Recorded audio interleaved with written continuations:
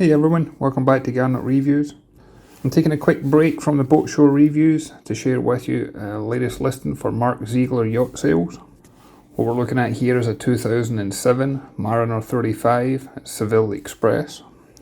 And this boat's for sale for $169,900 and it's based in Jacksonville, Florida. This is a boat that's going to tick many boxes for many buyers. If you're a husband and wife team, you can easily head north, go do the Great Loop. There's plenty of comfort and storage on board that you could easily spend extended periods of time cruising on board. If you wanted to, you can head east and you can take this one offshore. It's fully designed and capable of being an offshore fishing boat. You can take it 50-60 miles offshore, go to the ledge and challenge yourself with some deep water fishing. Or you can head south and you can go and enjoy the sandbars of South Florida and the Florida Keys.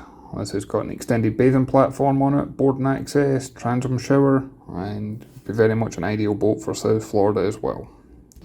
This boat's powered by a single 480 horsepower Yanmar diesel engine, and this gives a cruising speed of around 16 knots, and she's got less than 1500 hours on the clock. And for those buying, where this is maybe your first time boat, or first time in a larger boat, here's footage of Mark docking the boat single-handed. You got a strong engine controlling the stern of the boat, and you get a powerful bow thruster controlling the bow. And this just gives you that extra confidence where the boat is extremely manageable, easy to maneuver, and you'll be docking this boat like a pro. I personally like how easy it is to get from the helm to the aft cockpit. This makes it really good for accessing the lines and keeping the boat tied up to the dock while you secure the rest of the mooring lines as well. I also personally like the way that the hull is painted in the dark green colour. I always find that when you get the hull that's not white and it's painted up and polished up, I always think it brings a touch of quality and elegance to a boat. Helps make the boat stand out in the marina as well. And this one can turn heads wherever she goes. And we'll jump on board this one and take a walk around inside and out, and I'll show you every aspect of the boat. As this one I don't believe will be on the market for long. So as we make our way up to the bow, I like the fact that for a sports fisher she's got the solid handrail around the side. That's not always common practice.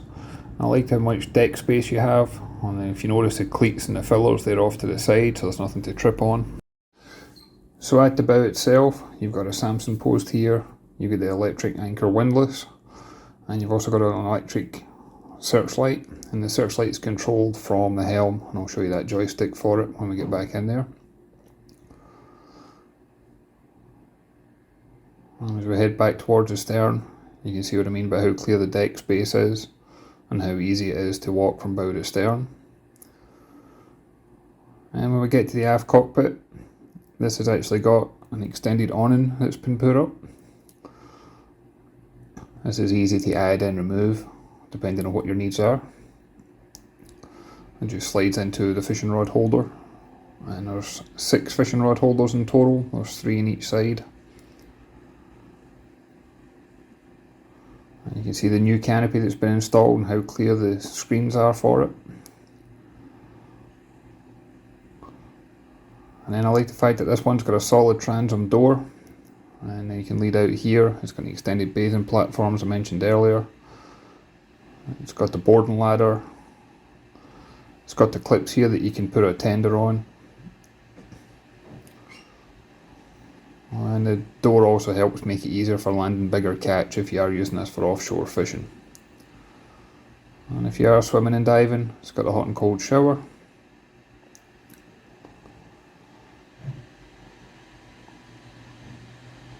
And as we pan around here, you can see all different storage lockers that's available here. And it's also got space for fishing tackle, things like that.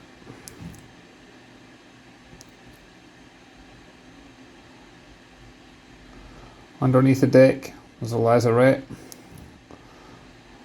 This gives you plenty of space for storing your ropes, your fenders, shore power cable, and as well as access to your steering gear. You actually have the next gen generator down here as well, and this generator's got less than 200 hours on the clock.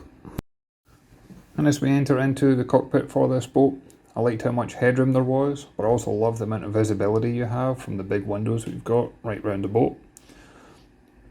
You can see we've got the helm on the starboard side. You've got a co-pilot seat to port. There's a little cockpit table with additional seating, and there's storage underneath these seats as well.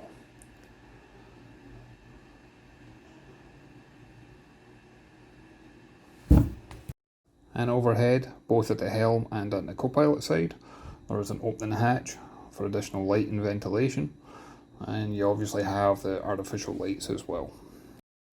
I like the fact that for the helm seat, this has got a bolster effect where it can lift up, which is ideal if you're standing at the helm. It's also got the armrest that can raise and lower, and the seat does actually turn round so that it can face into the cockpit. In front of the throttle, you'll find you've got the handheld VHF radio, and then we have the forward one here is a control for the searchlight, and then you have the bow thruster below that, and then the trim tabs below that again. You've got your Yanmar engine management system, as well as you've got the fuel gauges. This is only a single engine boat, but she does carry 300 gallons of fuel. And then we've got the Garmin, it's a 5212, this is a GPS, it's got the plotter, radar, it's got the depth gauge, fish finder, all combined in one. This is also integrated with the Garmin autopilot. And I love the detailed labelling in all the switches, and also in the control panel. And behind the helm seat, we've got a concealed wash hand basin. This can be used as a fish bait station, or it can also be used for preparing refreshments for guests on board. And what separates the lower accommodation from the main cockpit is this curved glass door, and I love the fact that it's got this detail and artwork on it. It's just something that makes it stand out from all the others. And as you make your way down into the accommodation area, you'll see we've got the galley on the port hand side. You got a deep stainless steel sink. You got a 2-burner stovetop. You have plenty of drawers, cabinets, and dry storage. We got both a microwave oven and a toaster oven. And then down below that, we've got the fridge. And in this light from the inside, you can see the artwork better on the curved glass screen. This separates accommodation from the main cockpit. And then as we pan round, you see here we've got the saloon area on the starboard side, and note the storage underneath the berth. And I love the amount of natural light that's in this boat. There's opening hatches everywhere. Helps make it a very bright and airy boat, as well as bringing in additional ventilation if needed. And then on the port side, this first takes you into a shower compartment, and then if you slide the doors open again, this takes you into the hedge compartment. And this is accessible from the main passageway here, but it's also accessible from the main owner's stateroom forward. And you've got 140 gallons of fresh water, but you've also got a 40-gallon holding tank. So this is fully accessible anytime you want, whether you're at sea or in a marina.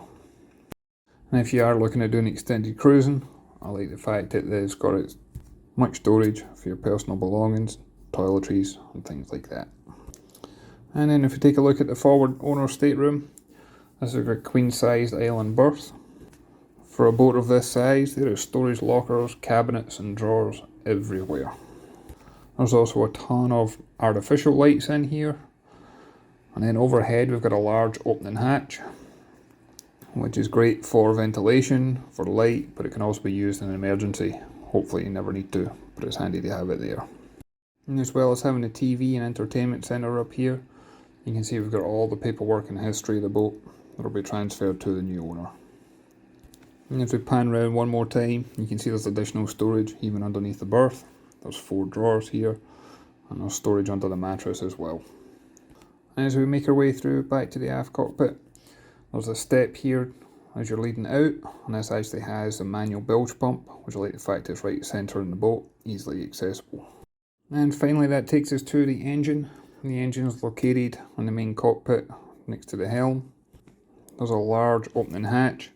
This gives plenty of light, plenty of access. There's a couple of steps down into the engine room itself. As this is a single engine boat, there's plenty of room in here for accessing the engine. This includes accessing your oil filters, your fuel and water separators, all your shut-off valves if you ever need them. And it makes both regular maintenance and also emergency maintenance so much easier to do when you've got as much space, light and access. I'd like to thank everybody for watching this video. I'd like to thank Mark Zeigler for inviting me on board to check it out for him. And I look forward to catching you on the next one. Thanks everyone.